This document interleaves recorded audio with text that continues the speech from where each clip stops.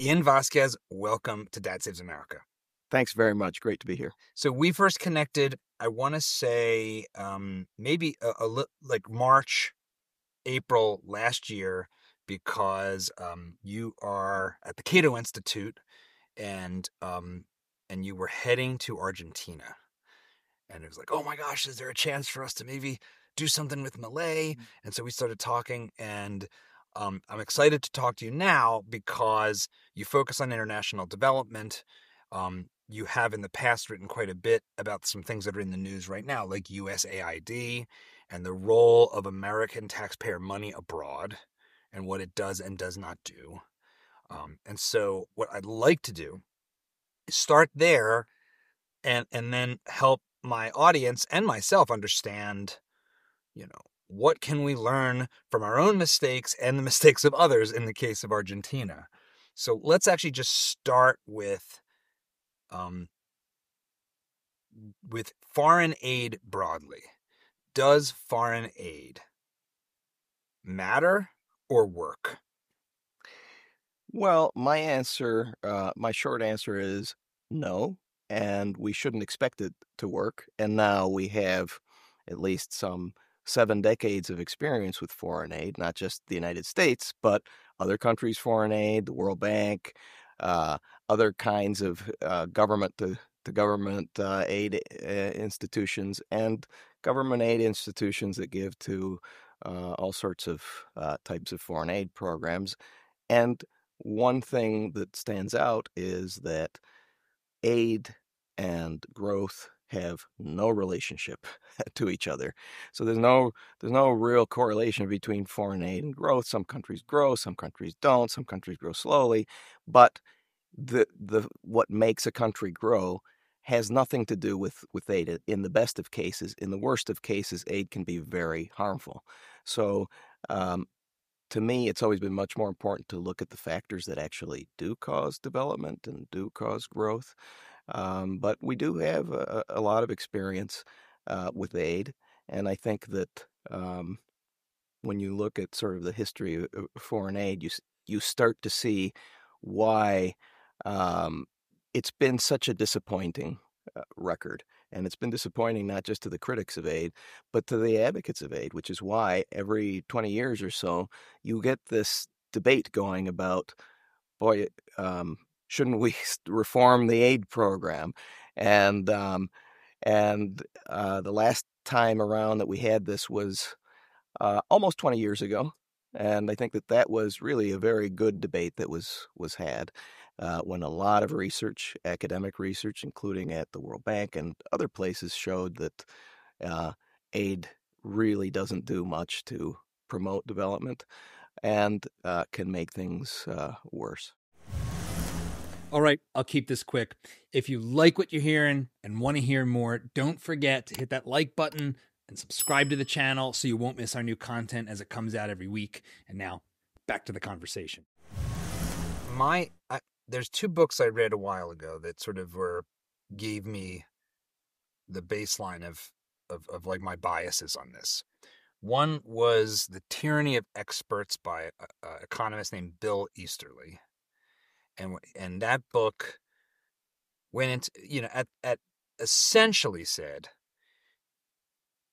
both the U.S. government and other governments, as well as like do-gooder NGO types like Bill Gates, think they can architect the world, but that's the same reason why socialism doesn't work, essentially. Like, they don't have the knowledge of the local conditions and all the complexities, so they basically come in like a bull in a china shop. And the book went through a bunch of histories of just interventions, again, not just by governments, but by organizations like the Ford Foundation in China that were really destructive. And then the second one, which was sort of like a story of one example, which was The Idealist by Nina Monk, where she's this Vanity Fair, if I remember correctly, writer who got enamored with Jeffrey Sachs, who current people actually are familiar with because he's been out about Ukraine and been skeptical of the U.S. position on Ukraine. But before that, he's an international economist, and he decided, I'm going to raise a bunch of money and like turbocharge some small villages in Africa, and he created this Millennium Villages project. And her book is her going from being excited about this idealist do-gooder to chronicling the kind of stumbling, bumbling, destructive idiocy that unfolded when he tried to do it. And he didn't particularly like that. And then the story also ends up being about his hubris and disconnection from the process. Um, how how useful are those two books from your perspective? Did they skew my understanding? Like, help me understand where I got things right and wrong from that perspective. No, I think that those are two excellent books because they happen to be one by Bill Easterly, who by the way, used to be a top economist at the World Bank, doing research, among other things, on the effectiveness of foreign aid. And because of what his research was finding, he was fired from that job, and then he just became a professor at New York University. And he's a leading development economist who then got into this big debate exactly with Jeffrey Sachs some 20 years ago, who was making the case that what the poor world needs is massive increase in foreign aid because they're stuck in what he called a poverty trap. And so the debate went back and forth. Should we increase massively foreign aid, or should we scale it back because of the things that Bill Easterly and most other researchers found? And so the books that you just mentioned sort of were part of that debate. And I think that they're pretty representative of of both sides. A lot of people who had been advocates of aid became disillusioned with it, or at the very least, really scaled back their expectations of what aid can do. And yes, if you spend money on something charitable, the people who receive that aid will definitely benefit from that. Whether it can be done better in one way or the other is a different story.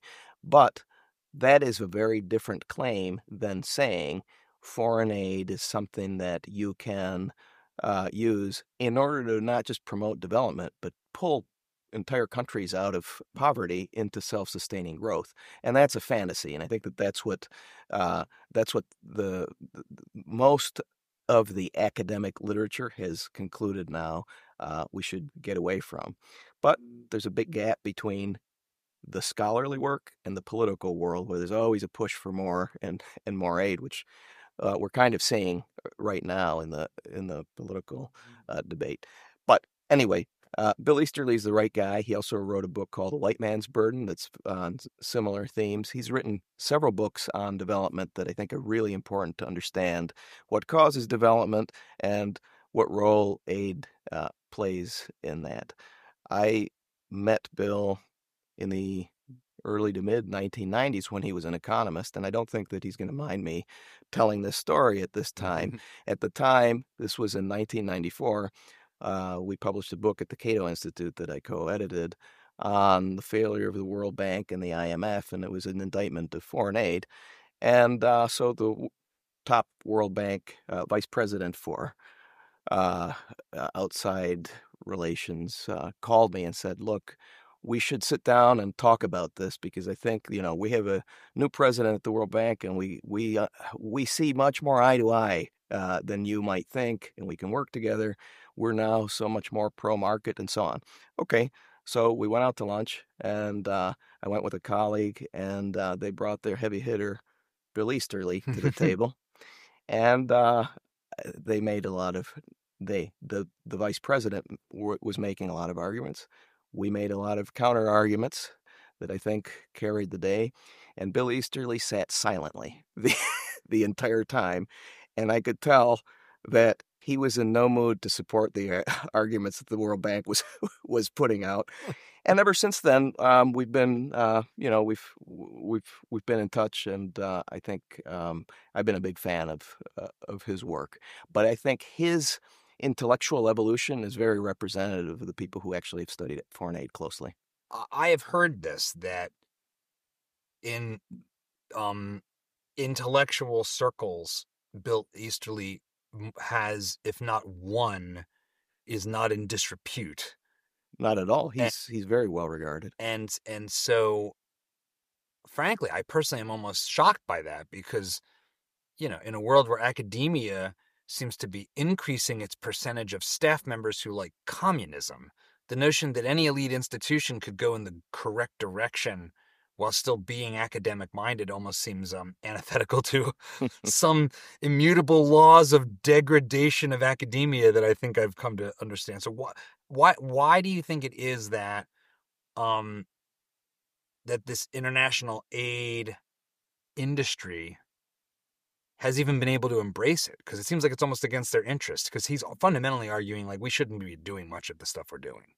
Well, the aid industry has not embraced that argument. That's why they fired him, right? And this is a problem that we know from just public choice theory, political science, which is that once you create a government program and all of the interests that form around it, it's very difficult to scale that back or to shut it down or to turn it in the other direction. And foreign aid is not an exception to that story. And when foreign aid was born after the Second World War, there was this theory that all these poor countries should become more developed market democracies, maybe, but there must be a reason why they're poor.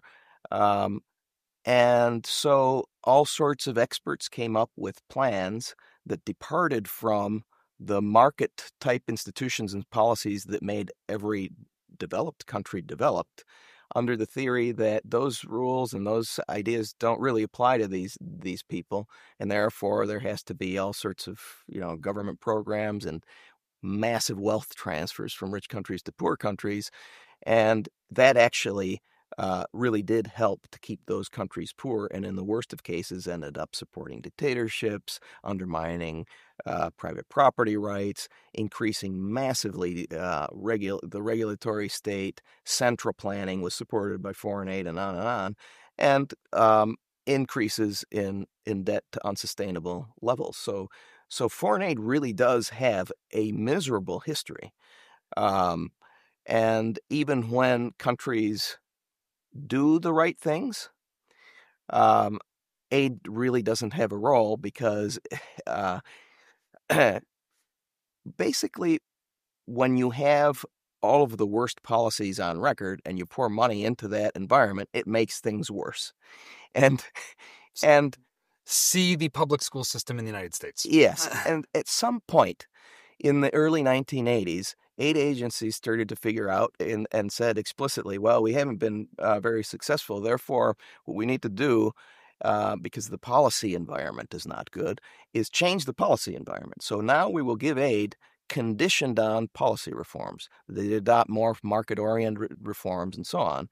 And that didn't work either, because it was obvious from the beginning that the World Bank or USAID or all these big aid agencies, the IMF, the IMF, they have institutional incentives to lend. If they have to lend in order to be relevant, and that's also the way they judge their success. We lent to all these countries, all these programs, and so you put a condition on a loan, and the country doesn't comply with it. They'll get the money anyway the next year. We couldn't do it for XYZ reasons. Well, okay, here's another loan. Please do it. No, we don't. So in practice, this has also been very well studied, the failure of conditioning foreign aid for policy reform. In practice, that has been a failure too. And you should expect that from government policies, government institutions that have to lend money in order to justify their existence, right?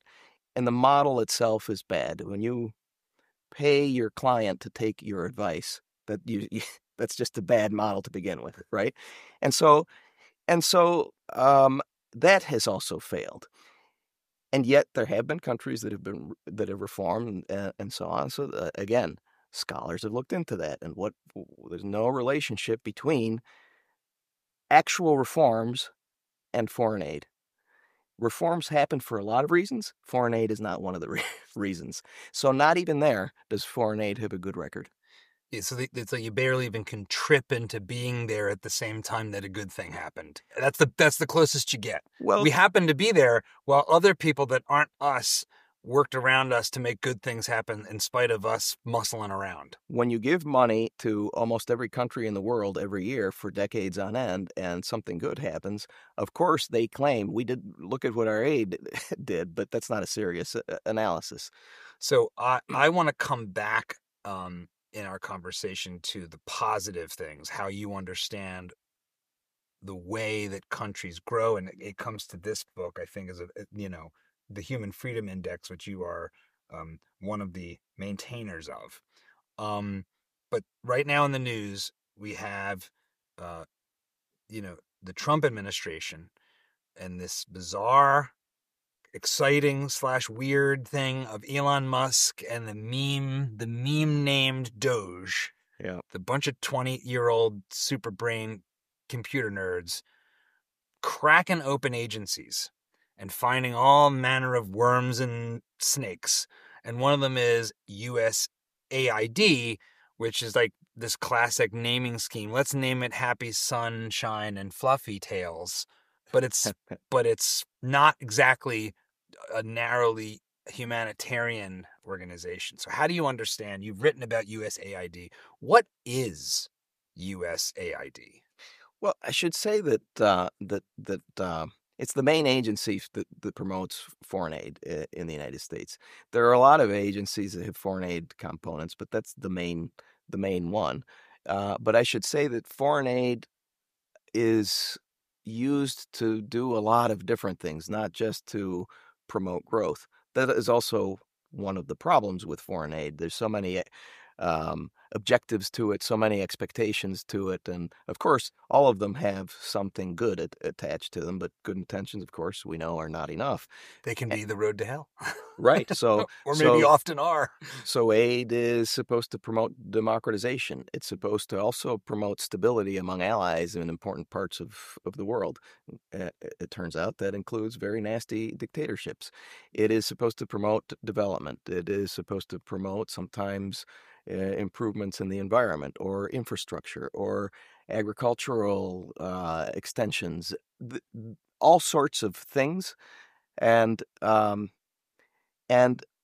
part of the reason aid fails is because there are so many goals attached to it that sometimes they're contradictory. Sometimes and usually they go into policy environments that aren't very good, so that's going to make them fail. And it's not the only aid agency in the world. There's, like I said, most rich countries have aid agencies. Yeah. There's the World Bank, there's the IMF, there's regional development banks. There's a lot going on there, and those banks have their own objectives, and a lot of the times those are contradictory. So it's not a very efficient or smart way to try to achieve a lot of these goals.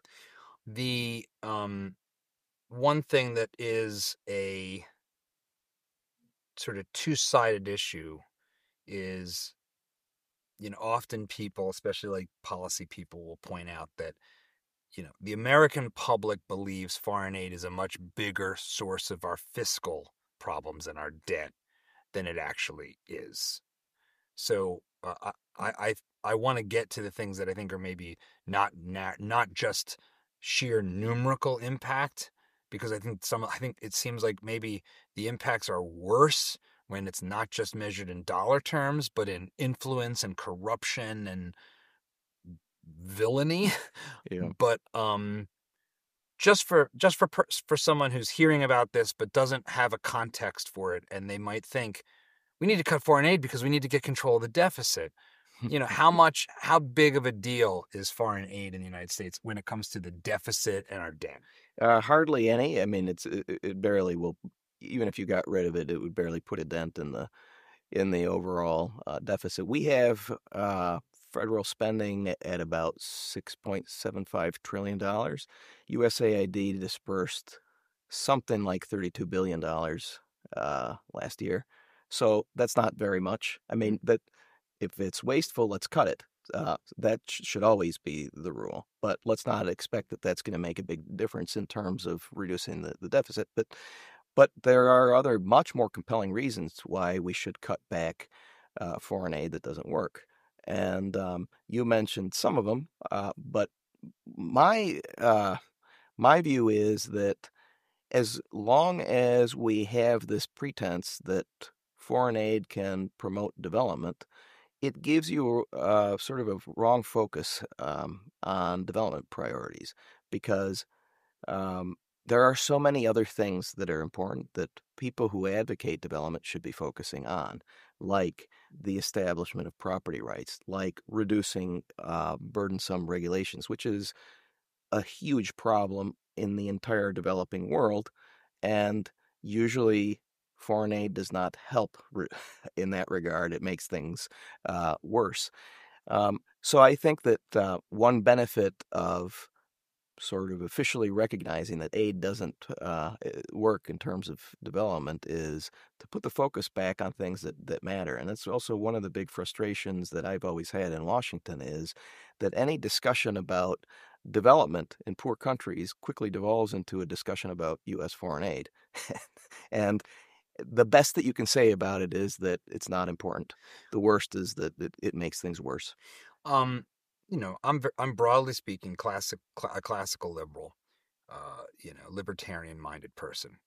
But one thing I have found myself feeling like feeling and thinking is a good argument.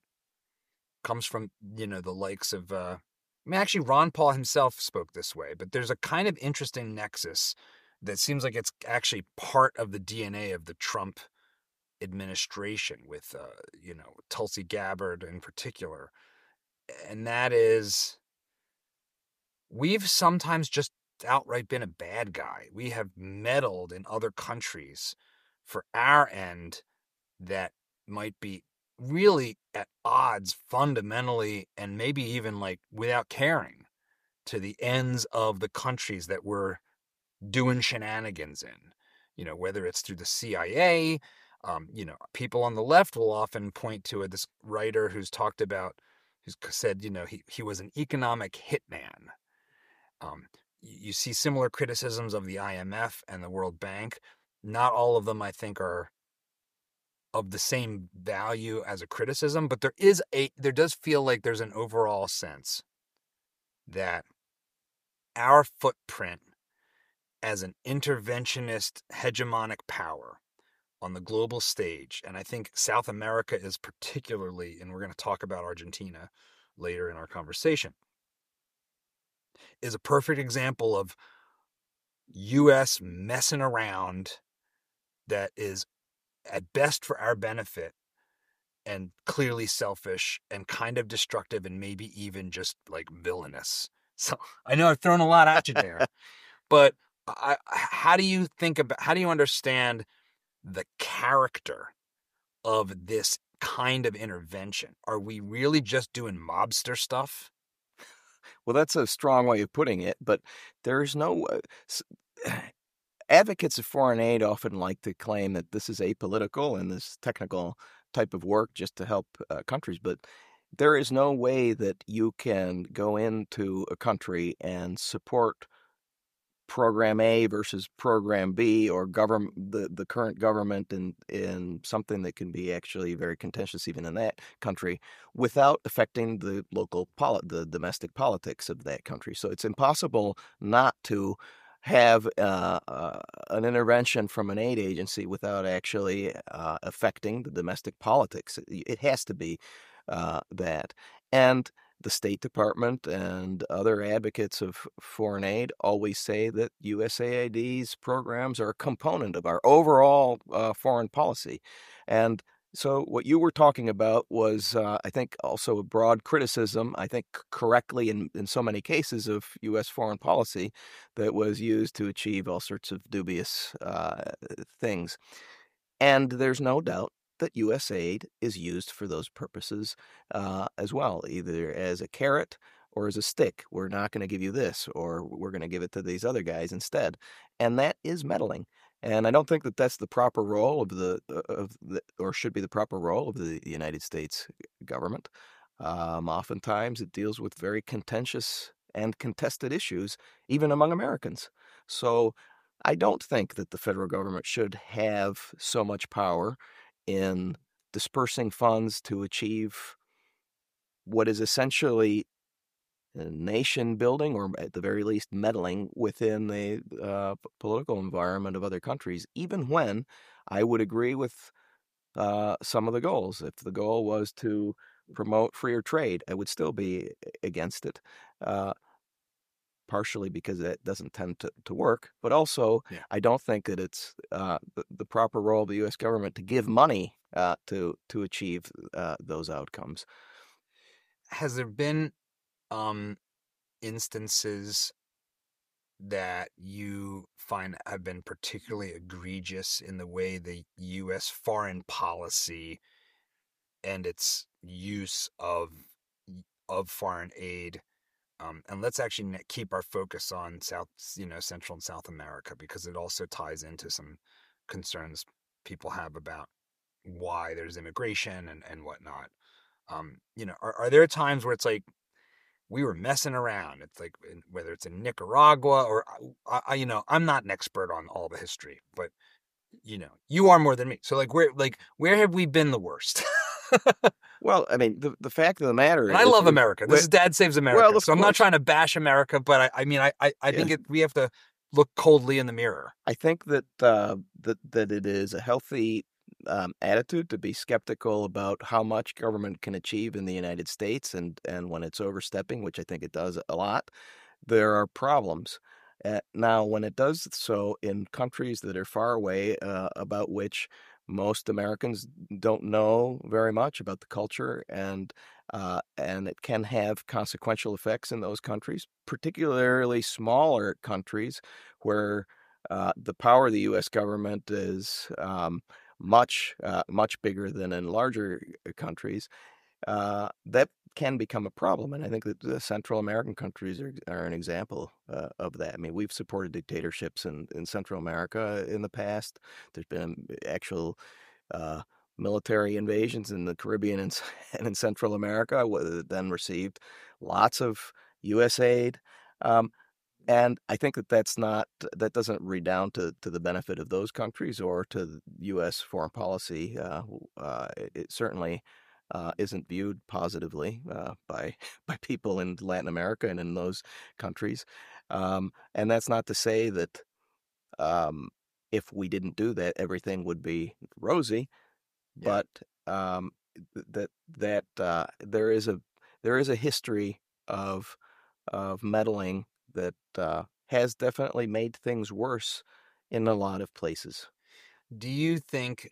I think where this criticism goes maybe too far, probably too far, but I don't know. I can't know if it's going too far and in what instance. It seems like sometimes this legitimate criticism then shifts into all of these countries' problems are the fault of the U.S.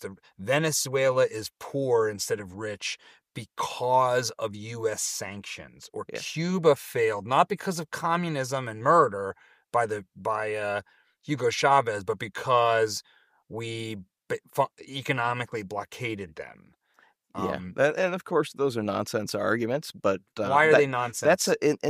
That's one of the problems with meddling like this, because it gives opportunists, leftists, interventionists, people who do not at all favor the policies of freedom and the kinds of economic measures that would make their countries prosperous. They're able to use that argument in order to justify what is basically irresponsible behavior. So, I mean, Cuba is a good example. I don't believe in the embargo because I don't think it does much. This is a communist country. Communism doesn't work. We don't need to put an embargo around that island in order to show that communism is going to fail economically and in every other way.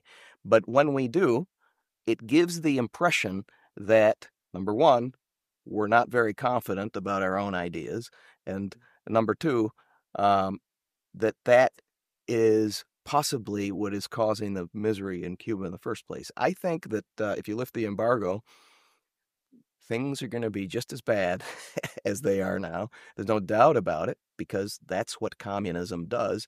And I think it would be a good sort of clarifying move. An interesting example in South America that cuts in a lot of directions and has shifted in recent years, especially since 2019, as I understand it, is Chile. Mm-hmm. And my understanding of the circumstances in Chile goes something like this. You had the president that was elected, who was like a left-wing socialist-leaning type, who was then deposed. Allende, I'm forgetting his exact Allende. Allende, Mm-hmm. and Allende is deposed by General Pinochet, Mm-hmm. who then becomes, at least temporarily, a dictator of Chile, and he does a bunch of bad stuff, kills a bunch of people. He's an authoritarian, but a weird one, because he also adopts and institutes a lot of, market friendly, which is to say, individual property rights and individual economic liberty style policies. And this gets talked about as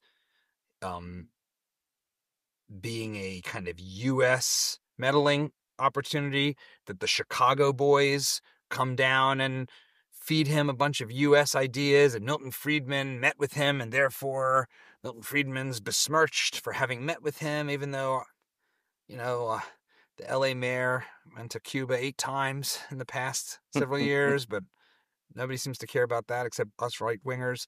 But one thing is, so that's messy, and Chile proceeds to outperform for its most poor people, its neighbors, and becomes a much wealthier and more successful country, not just for its rich oligarchs, but for everyone. How do you understand what's happened in Chile and the U.S. role in it?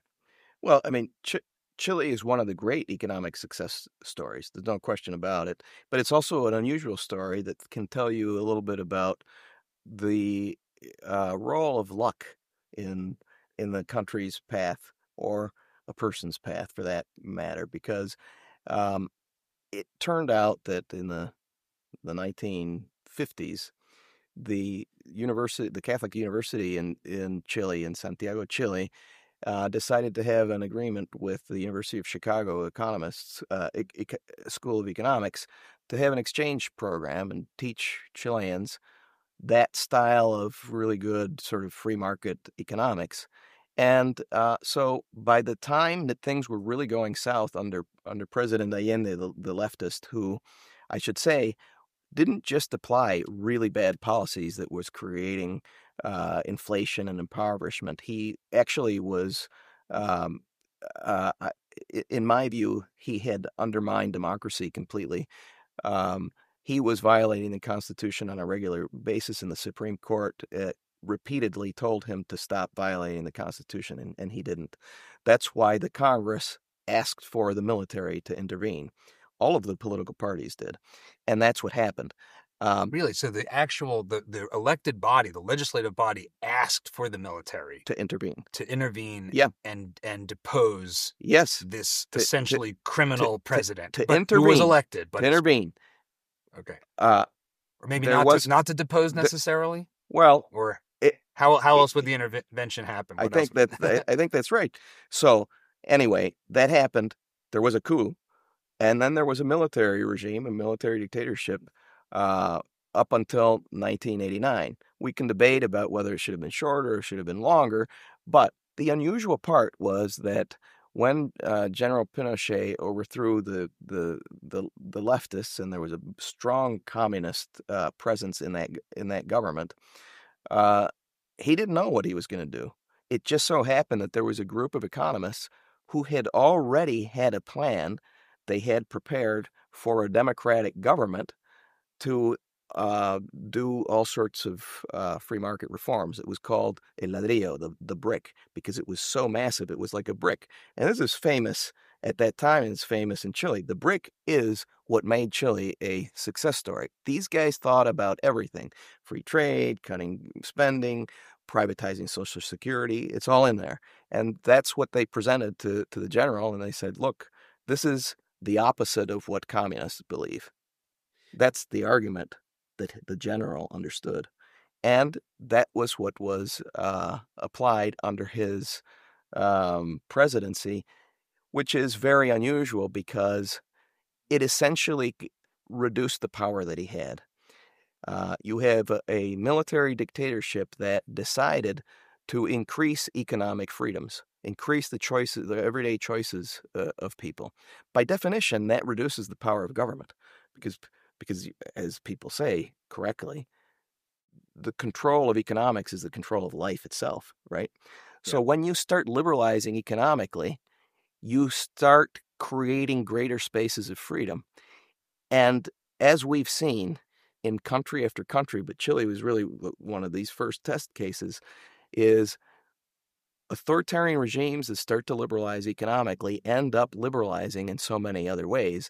And that's what happened in Chile. It liberalized in civil society institutions, freedom of expression, and democratically to end up becoming one of the freest countries in the world and a great economic development story. So that's a very unusual story, but it also has to do with a little bit of luck. One of the things that is interesting about this sort of hypothesis that economic liberalization, openness, allowing individual people to have much more say in where they work, who they trade with, the money that they can keep from their work, how they prepare for their retirements, all of it.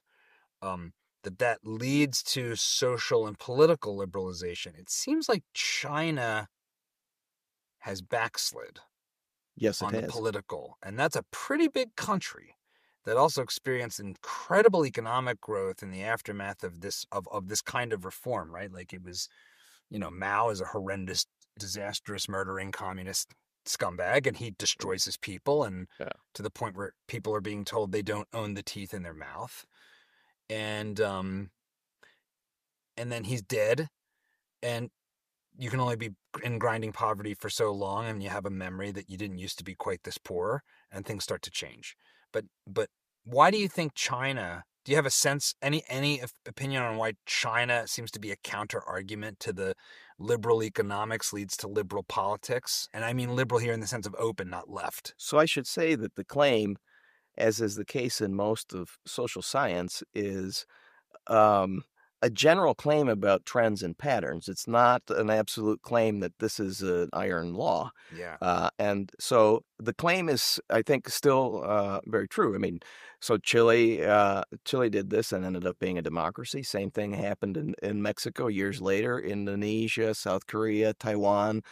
This happened, and it's kind of like the pattern of full democratization and freedom in the West. I mean, the West first had rule of law and economic freedom before it had democratization, and then it started to develop democracy in much more recent years, and sometimes we forget that.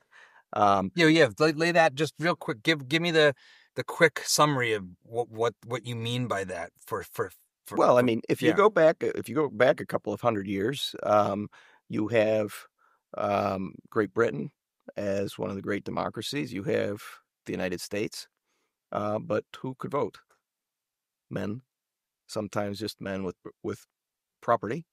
And then the franchise started getting bigger and bigger, and you had more of what we today would consider enfranchisement. Minorities and so on can vote, and um, that just wasn't the case. But before all of that happened, there was, you know, many centuries of the development of the rule of law where contracts would be enforced, where property rights would be enforced. And I'm talking about Western Europe mainly, Yeah. the sort of um, extensions of Great Britain, like the United States, Canada, Australia, where these traditions were carried on. And the competitive sort of uh, feel competition in the economics sphere, so that companies would compete and so on, and also policy competition. Europe was a place where um, you didn't have a dictator or an emperor over the entire continent. So that allowed for different countries to experiment and different principalities to experiment with different policies, and some worked better than others. And so that that kind of experiment showed what was working better and what not. And you know, that's good for freedom, and it turned out to be very good for freedom. And on the margin, people could vote for with their feet, and smart people could go here to get rich. And you started to see what ended up being what Deirdre McCluskey, the great economic historian, calls the Great Enrichment. Some people call it the Industrial Revolution, where just after thousands of years of basically 80 to 90% of people living in poverty, there was just this massive explosion in wealth, and it was with this massive explosion in wealth that resulted from this environment that today we would call economic freedom, that democratization then came. So that's what I mean, that the pattern of so many countries in the developing world today that start implementing economic freedom and then get full freedoms are following in some way the pattern of how the West grew rich. The one of the things that I think is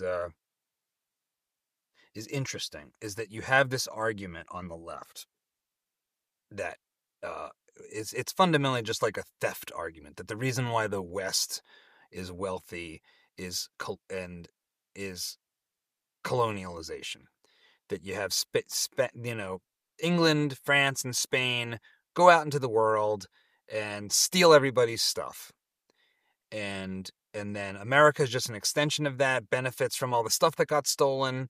That enables some capital accumulation. Plus, we've got slavery, so we're stealing from our own people, or who we don't fully treat like people, and that's why we're wealthy. And when you look at the economic order as it is today globally, there's just a new version of that, and USAID and our mucking around in the world is just a kind of new imperialist colonialist power structure. Um, what's your answer to that criticism? To that small issue that you just brought up. No, I think you look back at classical liberals, the people who believe in freedom for everybody, like Adam Smith, Yeah. uh, have always been critical of colonialism. He was against colonialism for Great Britain back at the time that he was writing, and a big part of the reason is that it doesn't make any economic sense. It's too expensive. It's actually expensive to carry out a colonial empire when you can just trade. When you can just trade, and um, and so that's part of it. The other part of it is, of course, the very important aspect of respecting other people's rights. A lot of the colonialism, European colonialism, actually did violate people's rights in order to take their things. And of course, we should be against that. Yeah. Um, and so But were we? that's a I think that's the. Did we benefit? Did we? And when I say we, I mean we, the West, we, America, but Britain, Western Europe. Was it? Was Smith right that it was not even a good deal, or do we have sort of a blood on our hands economically for? Well, I don't know what you mean by we, because Hmm. if you talk about Great Britain, I wouldn't feel very responsible. Actually, I don't feel very responsible for any of it because it was but I think I know what you mean. Yeah. The West, broadly speaking, but Western countries behaved very differently. The United States never had that kind of colonialism. There's some exceptions, like when Teddy Roosevelt decided to invade some country, Philippines, and that kind of thing. But that didn't last very long, so it didn't leave that much of an imprint.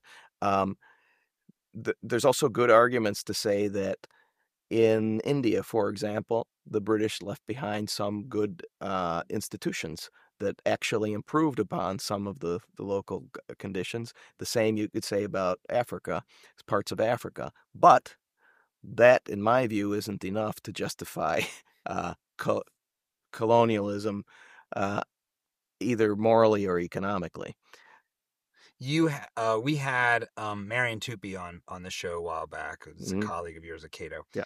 And one of the things he says that I think punches at this colonial, like the sort of Marxist zero sum story that's underneath this colonialism as the source of our wealth claim, is, man, Spain's not all that great. It's not all that wealthy for having been such a giant colonial power. If that were true, one would think that Spain would be kicking butt, and it isn't. And like the math, the basic math of it doesn't add up. Like there wasn't enough wealth to be taken to begin with, and where did it all go? It was a big problem for Spain at the height of its colonial empire.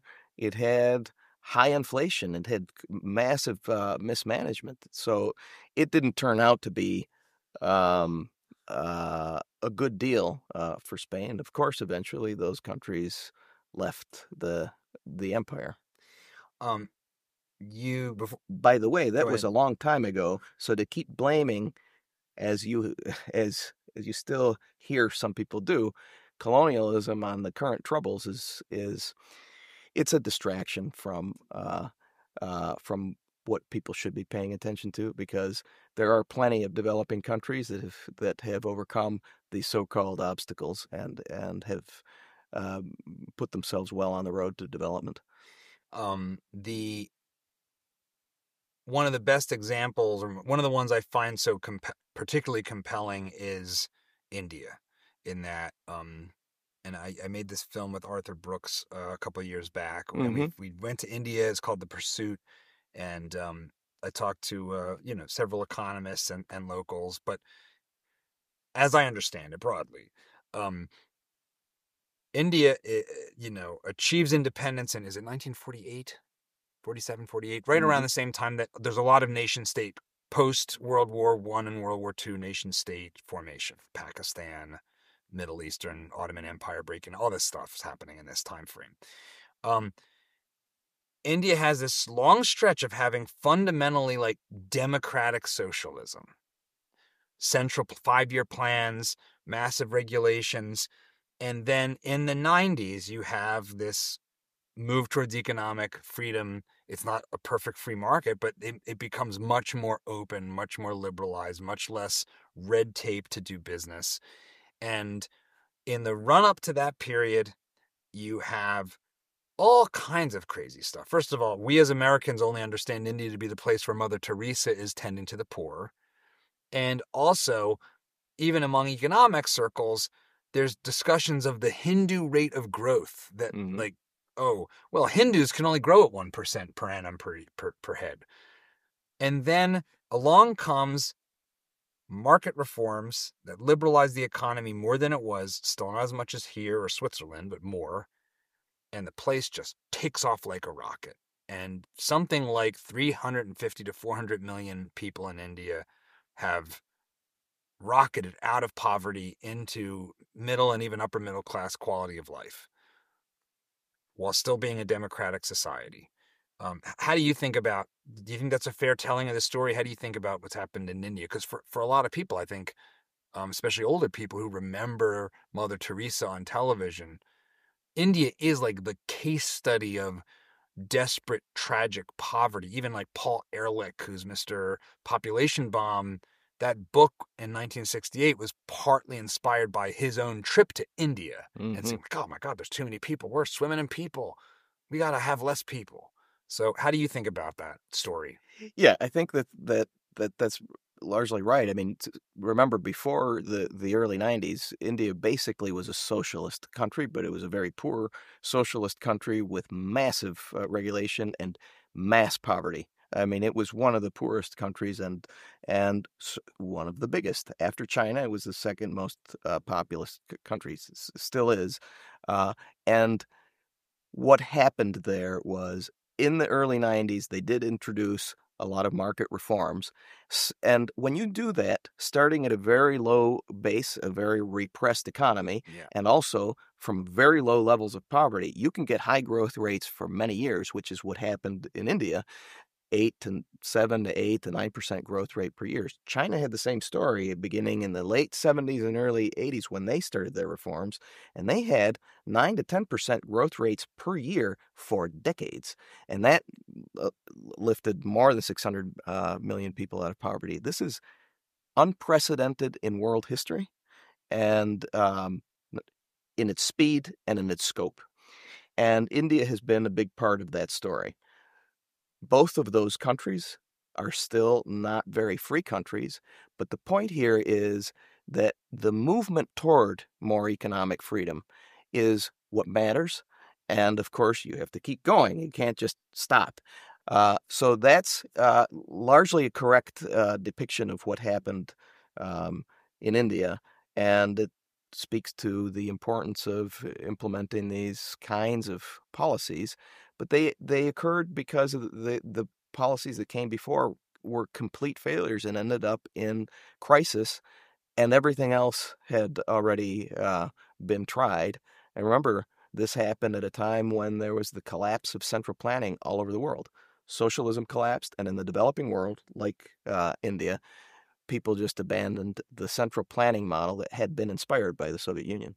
So this is the kind of you know, boards of bureaucrats determining what output would be across 5 years and deciding which industries would do what, where, and how. I mean, really just essentially like an engineering. This is fundamentally Marxist, right? This engineering, society as an engineering problem rather than as a human ecosystem of bottom up sort of garden.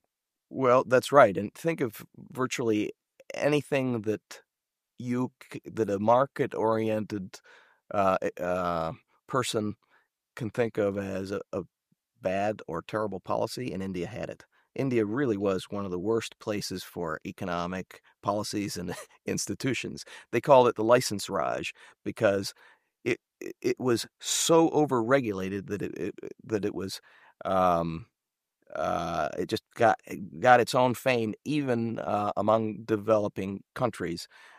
There were price controls on everything. There were limits on what you could import. There were different exchange rates. There was um, just Byzantine types of rules just to do anything.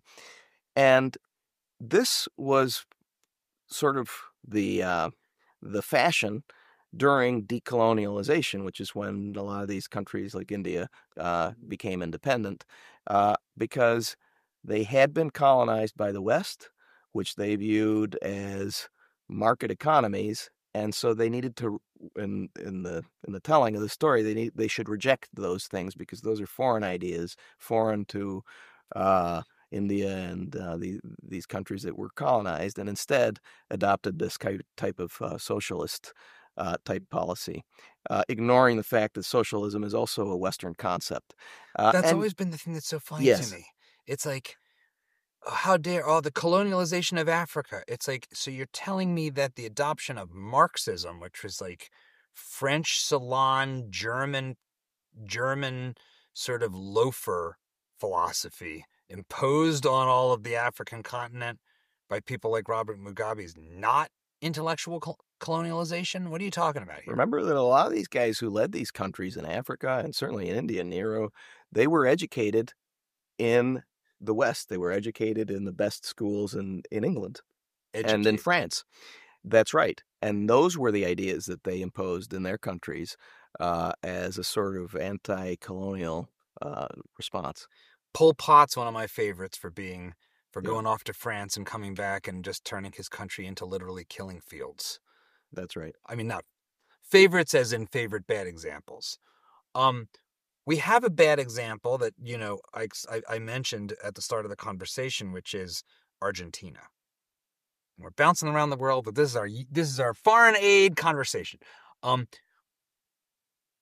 paint a picture of what Argentina was at the turn of the last century, because I think most Americans haven't really thought about Argentina at all until like recently with Javier Milei, who I want to get into talking about quite a bit.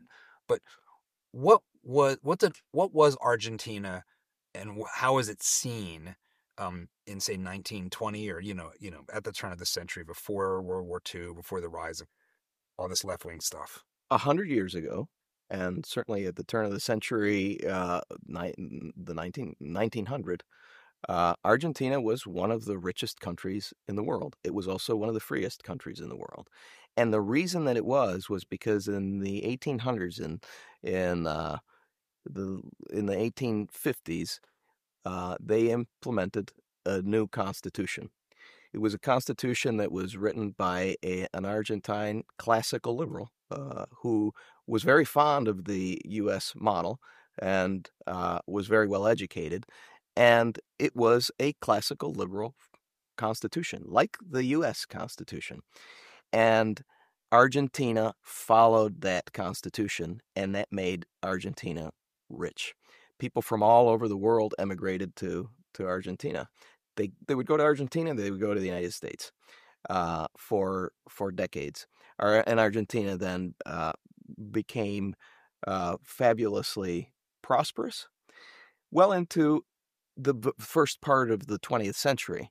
At some point, progressive ideas, uh, fascist ideas started to be filtered into society and politics.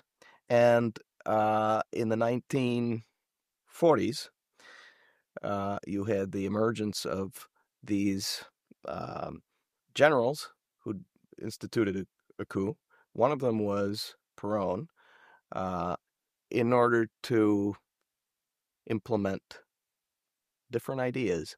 It wasn't clear what they were, but Perón had been spending some time in Mussolini's Italy, where he was absolutely impressed with what Mussolini was doing and how he was doing it. And when he came to Argentina, he started to implement those ideas. He wasn't yet the leader of the he wasn't the coup leader. He was just one of the generals, but he was just the most savvy and able. So much so that the generals who actually did lead the coup saw him as a threat. And yet he had already started benefiting his constituencies, and he became very popular. So they jailed him. But that became an unmanageable situation for these guys, and they had to let him out. And then they announced, okay, we'll have elections. Well, they made him very popular, and it was Perón in at that time that began to implement these policies in the late 40s. What were the policies? They were fascist. Mussolini's Italy was the model. But by then, World War II ended, and Mussolini had been discredited in the eyes of the world, so they didn't call it fascist. They call it the corporate state, which is what Mussolini did, where you just set up big government, big corporations or business, and big labor unions, and they would decide how society would be run. And that's the model that Argentina has been living with ever since then, even though there have been different parties in power and there have been military coups and dictatorships. They haven't been able to move away from that power structure because it just became so ingrained. And Argentina is one of these places that is resource rich, especially with its agriculture. So when food prices, grain prices, and cattle prices and meat prices are up, it becomes a rich country almost no matter what the policies are. Not rich country. A lot of money goes into the country, right? And when money goes into a country that has a bad policy environment, even if it's from just business, it can have negative effects. So that's why it's always important, regardless of whether there is or not foreign aid, to have the right policies. Well, but Argentina didn't. And so it kept strengthening this fascist structure, and that is the right word. And the corporate estate just became stronger and stronger. There was more regulation, there was more favoritism, there was just the growth of the state. And this is what led Argentina to go from being one of the richest countries in the world into third world poverty. This is a case study of what not to do. I always think that Argentina is a warning to rich countries. It's a warning to the United States. It's a warning of the kinds of policies not to follow. You know, they closed themselves off from trade. They favored unions. They gave government such a lead role in all the decisions in the economy and other things.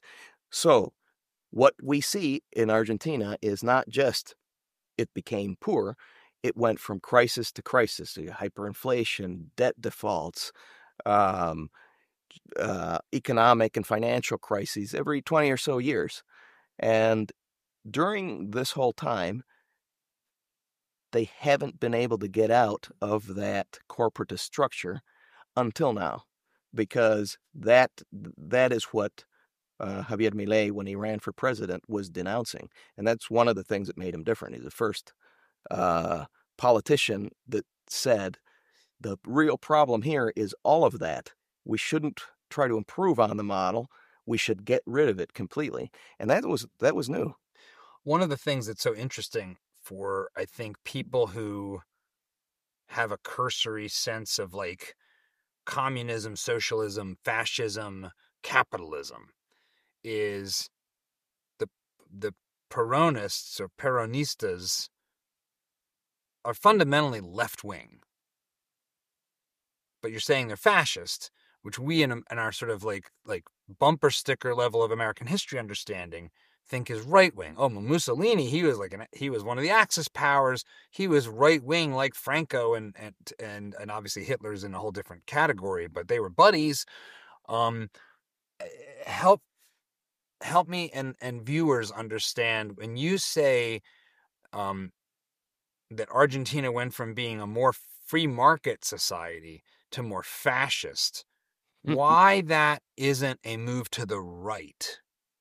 Because obviously, even just in the past couple of years, Donald Trump is called a fascist.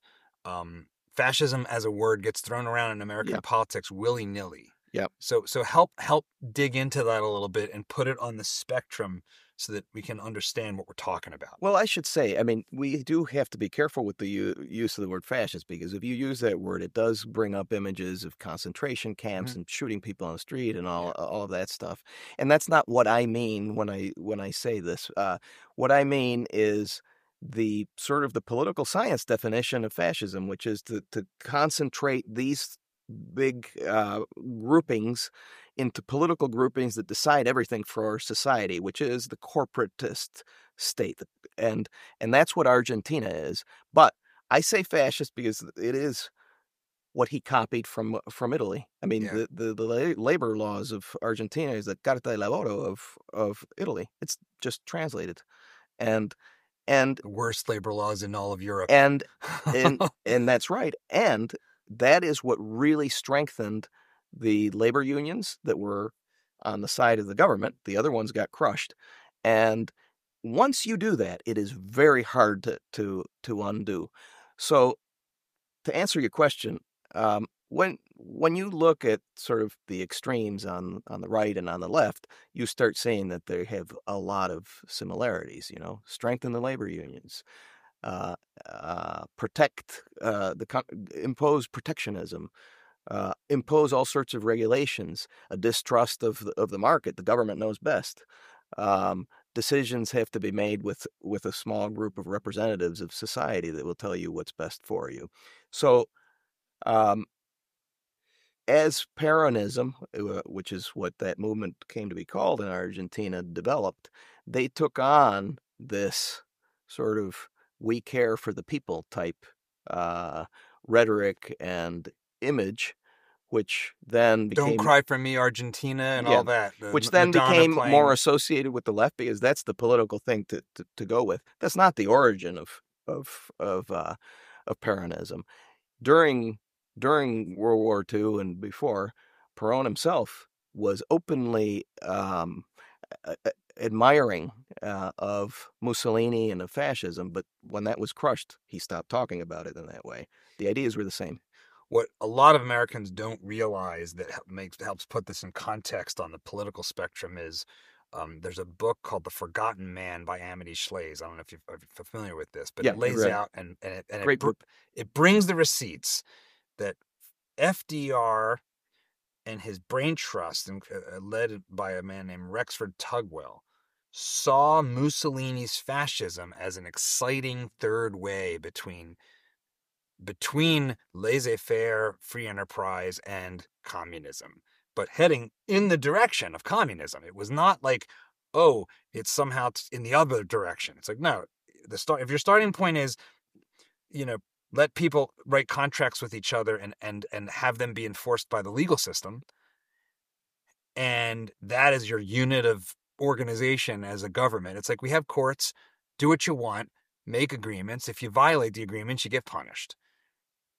And then over here is, no, we all own everything, which means none of us own everything, and guys with mustaches tell us what to do with our lives. In the middle is, instead of one guy with a mustache, we'll have a couple guys with mustaches. And they will be in charge of oligarchic conglomerations of power, and they'll tell us how to live. FDR thought that was actually a pretty good idea, and as I understand it from that book and others, even the National Recovery Act instituted these kind of things to such an extent that the federal government was telling poultry people what to charge. And there's this famous Schechter poultry case that gets into that. Like, there's like, we were being told what to do by a very small cadre of people, right down to the level of how much should chicken cost in the store. So why, rather than, I could go one of two places. Let me start briefly. Why didn't that work? Because I'm told that the 1950s was the greatest time in American history, and we had strong labor unions and we had collective bargaining. So what's wrong with fascism, economic fascism? Isn't that what we had in the 1950s in America? Didn't like FDR usher in this sort of you know,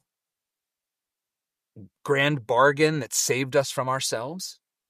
No, I don't think that that's what happened. And of course, um, what happened in the United States is very different than what happened in other countries in the world, like Argentina, which went way farther down that path.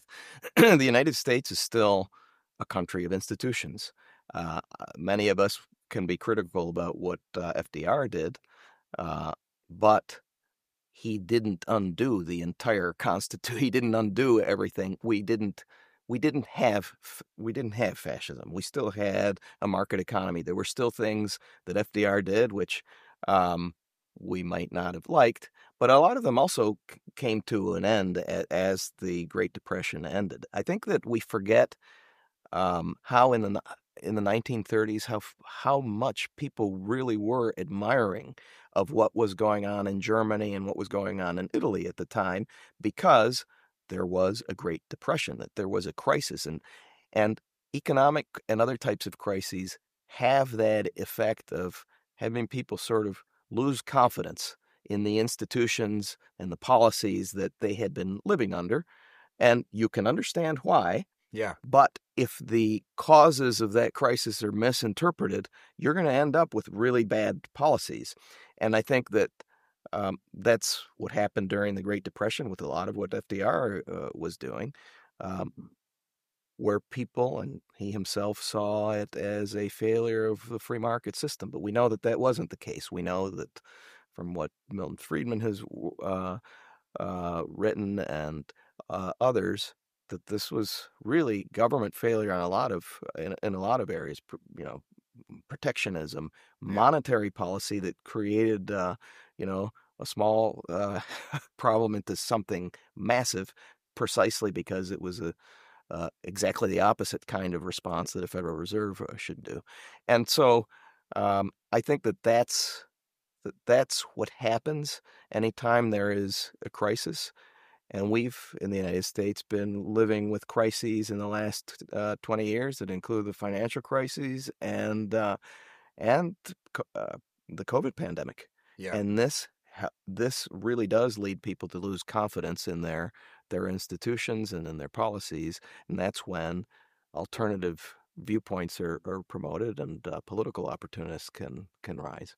So you have why did this sort of Peronist fascism give rise to so much inflation? Because it seems like inflation has been the great scourge, not just of Argentina, but obviously of Venezuela. And it seems like that is often, the follow the money. The monetary system seems to be the place where total social destruction comes about.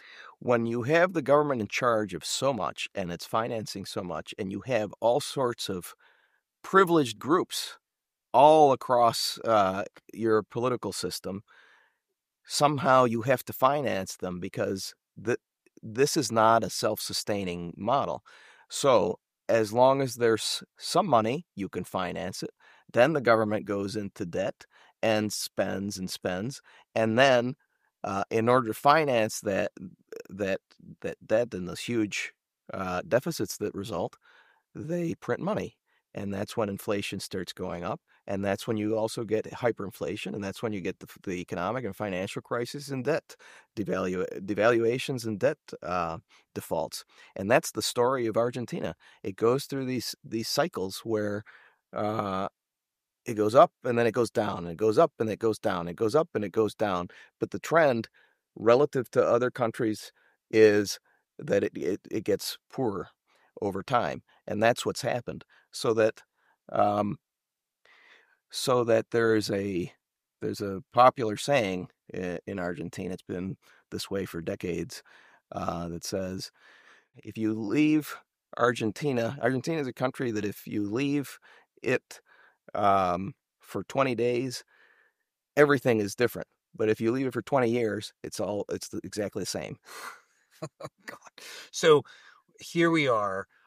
We're roughly 1 year out from the most radical leader, certainly of my lifetime, maybe of the past 100 years plus, in Javier Milei. He is the most radically pro free enterprise um, uh, public figure. I mean, he calls himself an anarcho-capitalist, which is to say there shouldn't be any government at all. It should just all be a free market with us inventing everything, including our own law. If you take that, that's what that means. Obviously, he's the president of a country, so he's not dismantling himself, but he's dismantling a lot. So lay out what has happened in this first year of the most libertarian president, maybe in the past 200 years, or at least the past 100 years.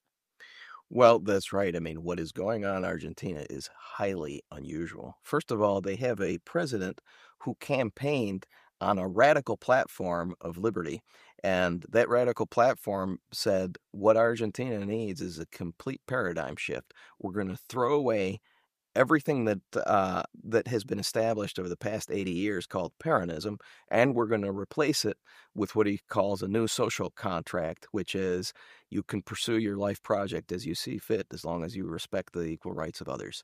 And what that means is liberty. And in the economic sphere, it means the free market and getting rid of regulations and reducing the size of government and establishing limits on power and the rule of law. So that was his proposal, which meant cutting spending. It meant getting rid of all the favoritism in government. And that's what he got elected on. So that in itself is unusual because typically what you have gotten up until that point in Argentina and most countries is guys who compete about how populist they can be or how can they make the big state work better, right? Vote for me and I will cut you $25,000 checks for X, Y, and Z. It's sort of like clientelism. Like, well, I'm going to Yeah. buy your vote with other people's money, but if I'm buying everyone's vote with other people's money, where am I getting from the money from? I'll just print it. So instead of treating people like children, we're going to do this for you. And he said that everybody has agency, and he treated them like adults and told them, this is going to hurt. I'm not going to promise you anything other than it's going to hurt, but after it hurts, it's going to be better. And by the way, There is no better solution. This is the only way out, and it's the best way out. And he talked to people like adults. That is very unusual, and that's Yeah. why I consider him the anti-populist. I think that the international press sometimes gets him wrong when they say, he's part of this populist right movement and so on. Only in sort of his communication style and his being anti-system, which, if you have any brains at all in Argentina, you had better be anti-system, right? Well, and he's also South American with Italian genetics, so the idea that he wasn't going to be bombastic, that's just not in the cards. I don't think that a presidential candidate like Milei could have been elected in any other Latin American country. He goes on TV and he swears and he's crude and he says things that are really actually smart, and he can easily switch from that kind of rhetoric and communicating with the ordinary person to talking about economic concepts in a very sophisticated and professorial way, because he actually is a sophisticated economist and is a scholar himself. Um, that is also unusual, but as I say, that style only works in Argentina because of their culture, what you just brought up. It's a very Argentine Italian thing, and it's normal there. That is not normal in the rest of Latin America, which tends to be much more traditional in that in that regard. Argentina is not like that. It's funny because we talked about this a little bit last year, even about the swearing, and I'm fourth generation. My great grandparents came here all from southern Italy, but my whole family's a bunch of swear. We all swear. Like I can't. It's like I don't feel like I'm being myself if I'm not a little crude. And there's something, I don't know where that's coming But from. at family dinners, when there's children at the table and one of them swears, everybody says, "Hey, where'd you get that?" Right. And then the kids leave the room and you're like, va fangool. So he comes in, he's got his chainsaws, he's going crazy. There's the super viral clip of him pulling down all these agencies. Yeah. And, what's the word? Afuera. Yeah. And, so what's happened? We're a year out. Okay, so he came in promising all this radical reform, and one of his big proposals was to get rid of the central bank, which was what was causing high inflation. When uh, he came in at the end of 2003, so December 2003. The inflation rate 2023. 2023. I'm sorry, yeah, the inflation rate was over 200%. So that was a big deal, and so he came in and they decided that what they were going to do is first stabilize the economy and then deregulate. Those have been the two main pillars of what they've done so far. And after the economy gets stabilized to a certain degree, they will, what he calls, dollarize, which is get rid of the currency, because that's the problem there, and get rid of the central bank. So his big proposal was to dollarize the economy, which I think is a great idea. They haven't done that yet. What they've concentrated on then is cutting spending. He cut 30% spending, from 30% of the budget has been cut. That's amazing. He's gotten rid of the deficit completely. And just we're in DC where spending cuts mean something that is not that is the opposite. No. So you're not spending cuts as in I have austerity because I'm spending 5% more instead of my planned 10% more. Yeah. You mean 30% as in we spent $100 last year, we're spending $66 this year. These are real spending cuts that are actually going on in Argentina, as opposed to how people use that word here in Washington. Yeah. And we're talking about massive spending cuts, because, as he says, and he has repeated this since he got into power, no hay plata, there is no money. And they're not going to print money. So that's another thing that they did, is they stopped printing money to finance things. And how is he able to get that to happen? How much control does he have over the central bank? The central bank for that to happen? Full control, because in Argentina, the central bank has not been independent for a long time. Oh. And of course, it would be better to have an independent central bank and a system that works. But his proposal is the central bank has been at the root of the problem in Argentina. We have to get rid of it. Before they get rid of it, what they're doing is stabilizing the economy first. By that, he means getting spending under control and getting inflation under control. Yeah. So in the month of December 2023, the inflation rate was about 25% just for the month. And now it's about 2.7, 2.5 around there per month. So it's dropped significantly. That's still high compared to any standards, but it is a big drop. And at the same time, they've started deregulating almost everything that you can think of. But since Argentina is one of the most regulated countries in the world, they have a long way to go, and they have a big challenge ahead of them because um, there's just so much to do. But they've been deregulating, about two deregulations per day since he's been in office. One of the things that I've seen, and I haven't had a chance to read deeply on it, but has been the impact of on housing affordability. In the past 5 years, because of COVID, both supply constrictions and then money printing and inflation, we have seen a staggering rise in the median cost of housing in the United States. It was like something in the 200,000s to now like median for the country over $410,000 or $450,000, and that has put a huge social pressure. I think it's a real threat to our social order Yeah. when like the normal person earning median income feels like they just can't afford even a small home. And that gives rise to calls for all manner of things, one of which is price controls, rent controls. We saw that starting to come back I mean, Kamala Harris was talking about like national rent controls, price controls. How do you understand what happened with price controls being lifted on housing in Argentina? Because as I understand it, it's like a textbook econ Yes, I mean, we example. know that when you put a price control on something, you get less of of that product, right? And in Argentina, they had really very restrictive rent control and price control laws on a lot of things. But one of the things that he did from the very beginning was deregulate that, and so he lifted price controls, and that has been a big success because immediately the supply of apartments in Buenos Aires, for example, shot up. I think it's something like tripled, and the price has fallen by about 50%. So suddenly, people have apartments, and that's precisely what the price control laws were intended to do. But they did the opposite. They created scarcity. They created black markets in housing, and they created empty apartments throughout the country that are now on the market.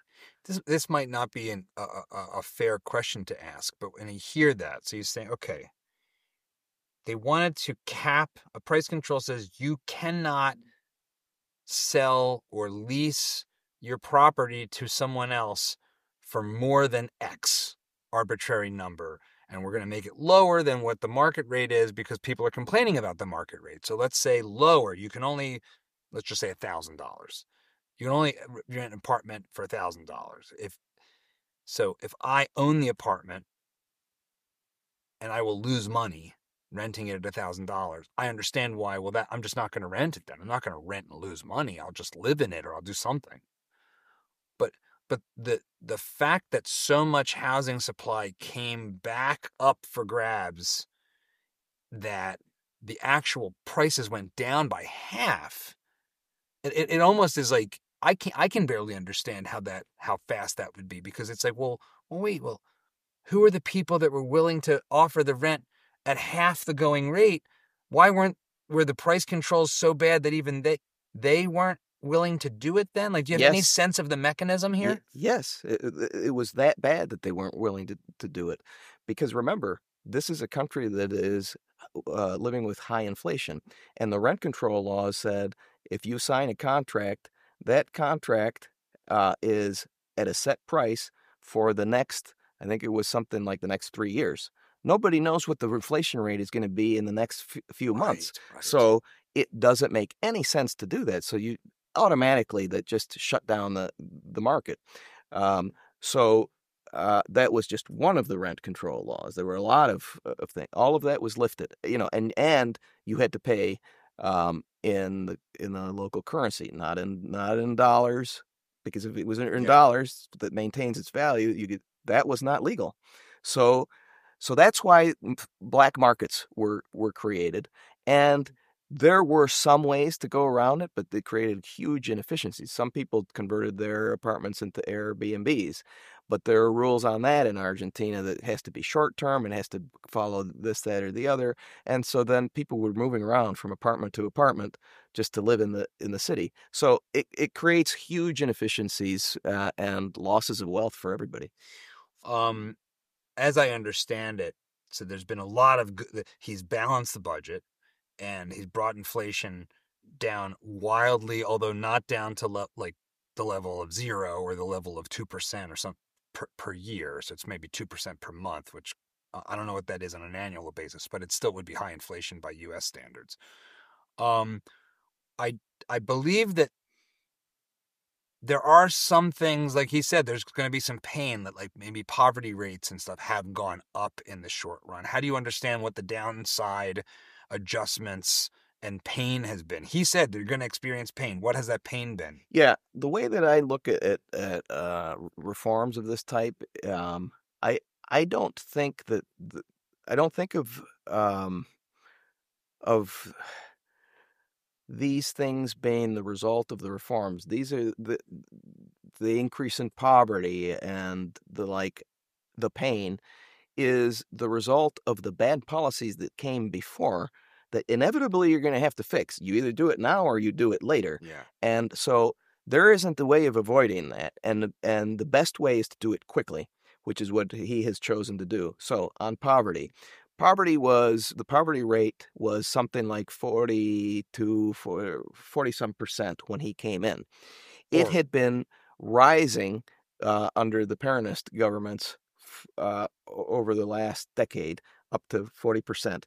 When he came in, it was obvious that it was going to keep shooting up because they had created a hyperinflationary environment.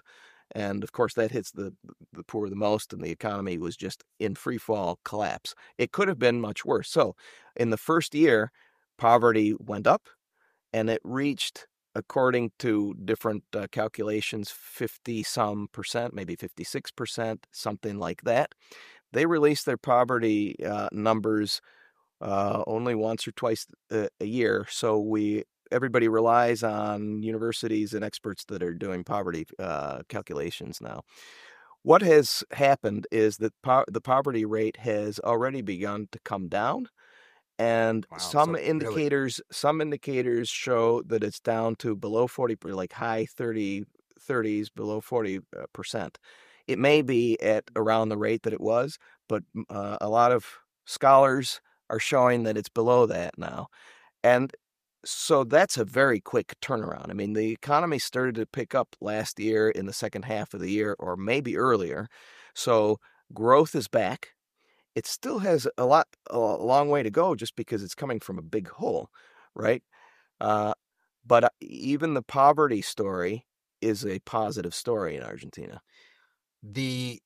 as I understand it, we have this Keynesian consensus, which is to say that what matters for growth is spending. And so cutting spending inevitably will destroy growth and push us into a recession. People at the end of World War II, Keynesian economists, people following the doctrines of John Maynard Keynes, believe we were going to collapse back into depression because they thought the war spending, which properly understood is building expensive things and having them blown up. That's what war spending is. Building expensive toys and tools and blowing them up. That's somehow a path to wealth. Didn't happen. 1950s were great. Same thing was being predicted, right, for Argentina, that his extreme cuts were going to plunge the country into absolute depression and accelerating negative GDP. But you're saying that didn't happen. Oh, there were plenty of economists who were going around saying this guy doesn't know what he's talking about. This is going to be a disaster for Argentina. Um, he's taking away people's rights, which is nonsense. But I was pleased to see that by the end of last year, which was a year of him being in power, a number of the journalists and newspapers that had been openly critical and more than skeptical about what he was doing said, it looks like what he's doing is working. We have to take him seriously, which is, of course, the right attitude when you see what the facts have to say. It's rare in social science to have this kind of experiment play out, right? I mean, this is a unprecedented, radical, democratically elected policy shift. And, here we've got our human freedom index for 2024. And I was looking up the United States and it was not as high as we should be. We should be number one. And we're not. 17. 17. Yep. 17. Pretty good for how many countries are there in your list? 165. 165. So 17 is not terrible. Although the trajectory is not my favorite, especially since 2016, it's gone down. Mm-hmm. What are the big lessons It here? was 7 in the year 2000. Yes, in the year 2000. Year 2000, I graduated from college in 1999. When I graduated, as I understand it, the surplus that Bill Clinton left with was not really a surplus because it was some intergovernmental accounting. But Bill Clinton was saying the era of big government is over. The Berlin Wall fell. You had this thing like the neoliberal consensus. And I know neoliberal is a bizarro term that's thrown around by people that don't.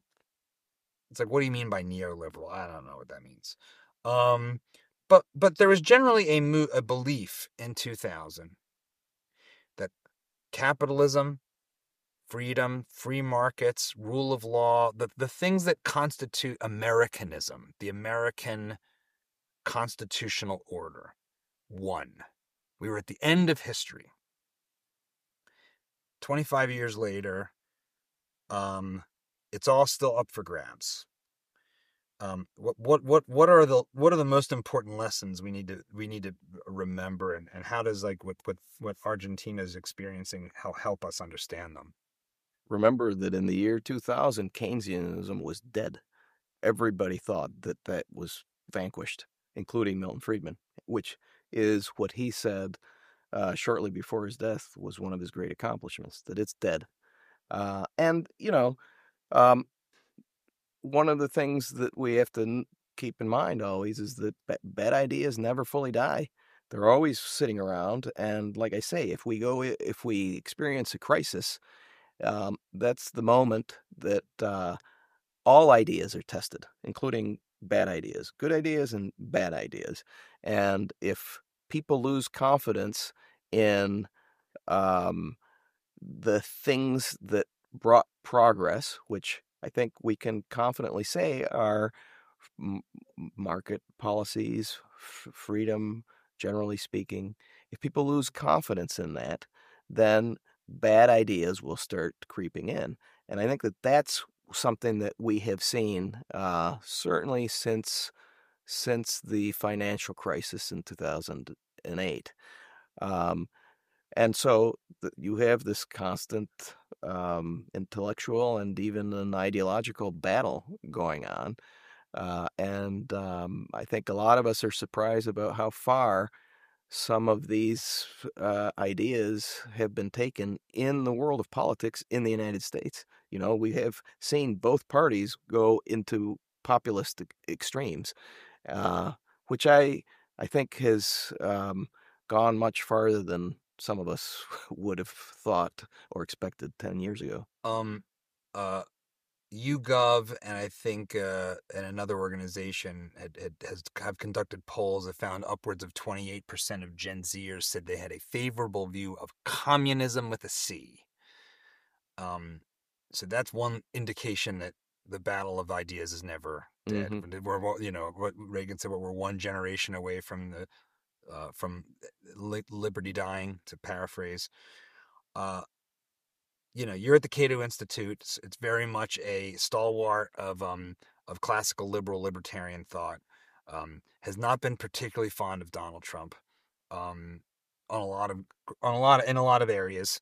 Uh, but one thing that is interesting is, with DOGE and with we started our conversation, you know, out of the gate, for all the populist rhetoric, and we can let's set aside what populist means and how people think what that means, but for he seems like he's being kind of he's more libertarian in some respects than a lot of other presidents we've had, insofar as actually saying, I want to cut government. And I know the hard cuts aren't in things like USAID, but there's stuff going on there that should be, I would think most libertarians would be excited about.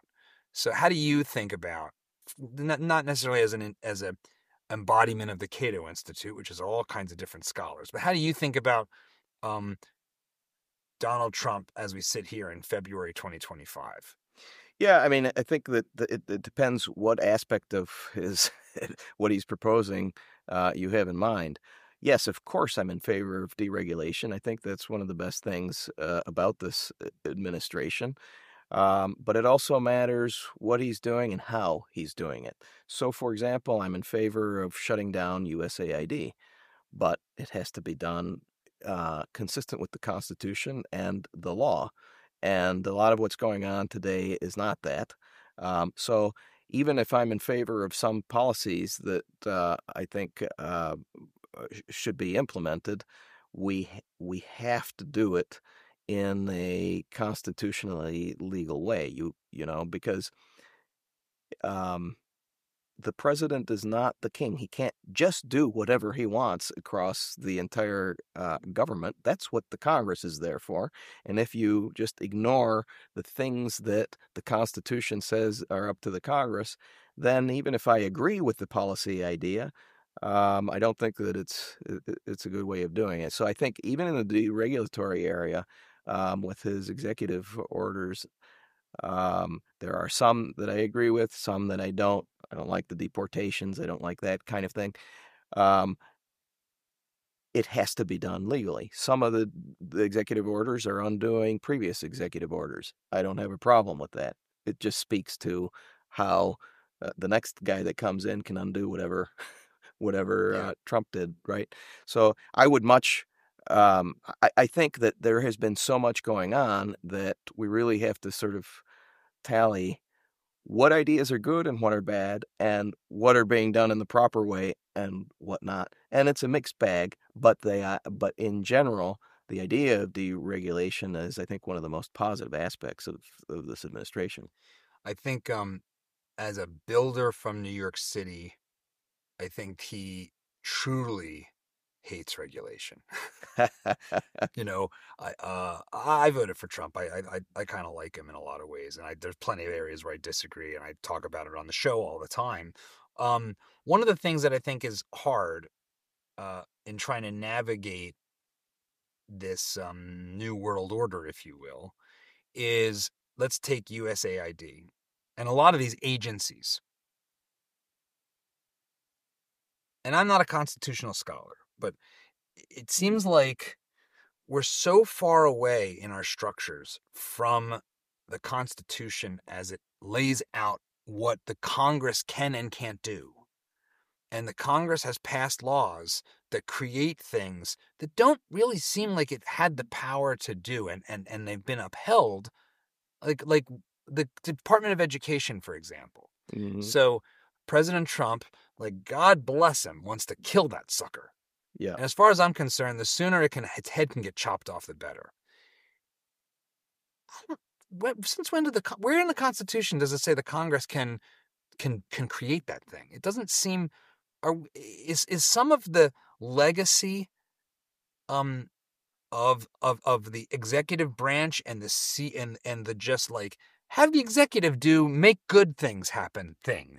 How Yeah. much of that is even really legal in a proper constitutional sense? Well, I think that most of it isn't. And the problem is that the Constitution doesn't say that you and I decide that. It says that the Supreme Court decides that. And there has been a jurisprudence that has developed in the United States over the past, whatever, 200 years, but especially in the past century, that has been permissive of this kind of thing that clearly we disagree with. But if we disagree, if we disagree with it, somehow we have to figure out a way to get back to our constitutional roots. I think through persuasion, through argumentation, through trying to influence judicial thinking and jurisprudence in those ways, because I don't know that there's a better alternative. I think this, and maybe you and I may disagree on this, or maybe we don't, but it seems to me like if we agree that a lot of what the Congress has done is fundamentally just not consistent with anything other than an indulgent reading of the Constitution, but probably just an activist nonsense reading. Like in another conversation, I was talking about the fact that the Interstate Commerce Act was used by FDR to try to tell a man that he could not grow wheat on his own property for his own consumption and not sale. Wickford v. Filburn. And that was upheld by our Supreme Court. So that's obviously completely insane and idiotic. Isn't it in bounds? Like, let's say tomorrow President Trump just says, Department of Education, clearly unconstitutional. The rulings stating that this was possible and okaying it, I'm going to shut this sucker down, and I'm going to take it all the way to the Supreme Court, but that's how I'm going to do this thing. Isn't that in bounds? Isn't that... Why would that be? Why would that not be sort of okay from an institution's perspective? Yes, I suppose he could do something like that. I'm not a constitutional scholar, so there's actually a lot of nuance on this, and you have to know the law and what the Supreme Court has said, particularly about this case, which I haven't studied, and that matters. So I don't know that I can answer that question in this regard, but if that's the approach that the president would take on this, he could do that with absolutely everything, including enslaving black people. Why not? I mean, that's an extreme example. It's not going to happen, but why not try it? Because the courts will say, okay, that's a very clear case, but he could do that on things that you and I agree on, and a lot of things that we disagree on, and I'm sure that he would, and he is, in fact, and I think that is problematic. It's the as I understand it, Javier Milei has more statutory power than the U.S. president is meant to have, or at least has on the basis of the jurisprudence and all the rest. Is that correct? Because he went in, he's like, I swear it out. You're out. You're out. You're out. You're out. Yes. You're dead. You're all fired. Yeah, it's a different spending. Yeah, scram. It's a different system, and what he's doing is completely consistent with the law and the Constitution and what the Supreme Court's decisions have been in Argentina. And so, for example, when he came in, one of the first things he did was issue this mega decree in which that's where he deregulated rent control. Mm-hmm. That's where he proclaimed that Argentina would have open skies. Airlines from all over the world can come and they can fly from one point to the other, and a lot of things, right? One of them was a sort of deregulation of the labor sector. That's, I think, the only thing that was held up, and that was stopped in a court. But it became law, and then in June of last year, there was a bill that they put through Congress that proposed that he had 1 year to undertake deregulations by decree in certain areas.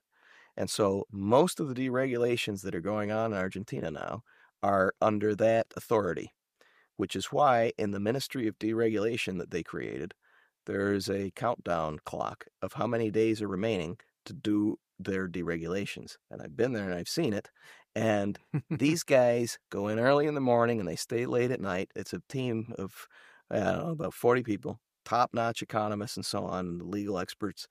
And they spend the entire day figuring out what should go, how it should go, writing up the decree, running it by everybody. And they're putting something out virtually every day. And they're up against the clock. When you ask them, what's your biggest fear? That we're going to run out of time is their answer. But all of it is done according to their legal system and constitution. When you think about the future and you think about this, you think about these trends, where are we headed? Where do you feel like, there's some countries that are going up, a lot are going sideways, and the former leaders of the free world tend to seem like they're going down, us included. The United Kingdom, just this week, is telling Apple Computer, you gotta put a backdoor in your encryption so we can snoop around on iPhone users while we also imprison people for tweets. This seems like complete backsliding into absolute barbaric third world thuggery by the United Kingdom. So there's reasons for some optimism in some places and reasons to feel pretty worried about the future of free society. How do you feel about the future? Well, I mean, if you just look at what this report shows in terms of trends over the past 20 years, what we see is that the data begins in the year 2000. And you see that global freedom is on the rise right up to the year 2007 or so, and then it starts a steady decline, right, which is right after the financial crisis, and that decline coincides with the rise of all sorts of illiberalism, populism on the left and the right, nationalisms, the reversion of liberalizations and freedoms in China, and that kind of thing. And then you get COVID, and then you see freedom just fall off of a cliff. Yeah. Every area of freedom sees not just some fall, a significant decline. Well, you remember those days. There was you couldn't. It was the closest to communism we ever got. I'm going to really tell you that you have to stay in your house. But that's not communism. Just in this country. Everywhere in the world, we followed the China model because China had started in China, and China's response was that just a violation of people's freedoms. And so you can sort of at the beginning think, well, we don't really know how bad this is. It might be justified. And that's how people are thinking about it because they feel their lives are at risk. And that's when, you can lose your freedoms, which is, I think, what happened. It was affecting more than 90% of the world population, and it set freedom back more than 2 decades, right? That was 2020. 2021 was the second year of COVID, and that didn't improve at all. 2022, which is the last data that we have, you see a slight uptick, but basically it's way below their level of freedom in the year 2000. Now, we've recovered from that time period, but I think it's fair to say that we're not as free today as we were in January of 2020. And so we're going to look at the data to see where we stand. But as some countries that are sort of the democratically market democracies have recovered from COVID, I don't think that they've gotten as free as they were before. But look at all these new tools I have. I think I'll keep some of them for my other ideas that I want to force on you people. Well, that's part of the problem. I mean, I think that one thing that COVID did was introduce new ideas to restrict freedoms. Certainly in authoritarian states. Like California? Maybe. The pandemic was used as a pretext to just shut down the opposition and do all of that. But I'll never be able to violations. I'm sorry to interrupt, but I'll never be able to unsee a surfer in Malibu, I think it was, getting picked up by the Coast Guard for not wearing a mask. Yeah, no, it's insane, right? And so you had this kind of it was as though people just lost their minds, and it lasted way beyond the time when um, we already had vaccines and we had a better idea of the transmission and data on it, and so these I think that COVID sort of introduced new restrictions on freedom, but also accelerated trends that had already been going on, like the decline in freedom of expression, which had already been going on. This accelerated it. And now that we're in this post-pandemic period, we're still sort of dealing with the aftermath of all of this.